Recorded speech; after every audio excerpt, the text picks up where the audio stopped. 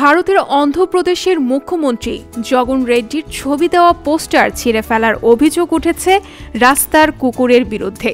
শুধু তাই নয়, এই ঘটনায় ক্ষুব্ধ হয়ে পুলিশের কাছে লিখিত অভিযোগ দায়ের করা হয়েছে। তেলুগু দেশম পার্টি সমর্থক দাসারি উদয়শ্রী বিজয় ওয়াড়া থানায় এই অভিযোগ দায়ের করেন।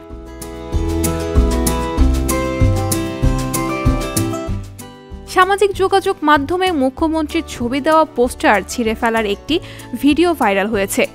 ওই ভিডিওটিতে কুকুরটিকে দেয়াল থেকে পোস্টারটি টেনে ছিঁড়তে দেখা যাচ্ছে। হাস্যকর এই ঘটনায় ভারতের ব্যাপক আলোচনা শুরু হয়েছে। অনেকেই কুকুরের বিরুদ্ধে নালিশের ঘটনায় হাসি ঠাট্টা করছেন।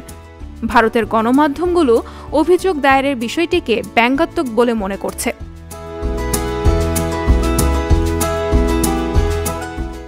অভিযোগকারী উদয়শ্রী তার অভিযোগে বলেছেন, এটি মুখ্যমন্ত্রীর অপমান।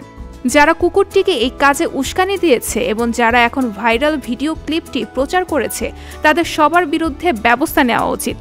তিনি দাবি করেছেন, জগনমোহন রেড্ডির প্রতি তাদের শ্রদ্ধা রয়েছে, কিন্তু অন্ধ্রপ্রদেশের একটি কুকুর তাকে অপমান করছে। তিনি ভিডিওটি দেখে অত্যন্ত ব্যথিত। কুকুরটির বিরুদ্ধে পুলিশ যেন অবিলম্বে ব্যবস্থা নেয়। দাসারি জানান, এটা খুবই দুর্ভাগ্যের বিষয়। এখন রাস্তার কুকুরও মুখ্যমন্ত্রীকে চিনে ফেলছে এবং পোস্টার কামড়ে নামিয়ে আনছে।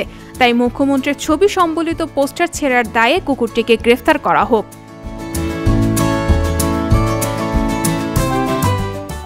সম্প্রতি অন্ধ্রপ্রদেশের কংগ্রেসের পার্টি রাজ্য জুড়ে প্রচারণায় নেমেছে।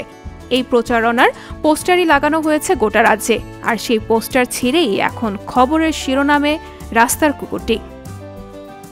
আন্তর্জাতিক ডেস্ক, সংবাদ প্রকাশ।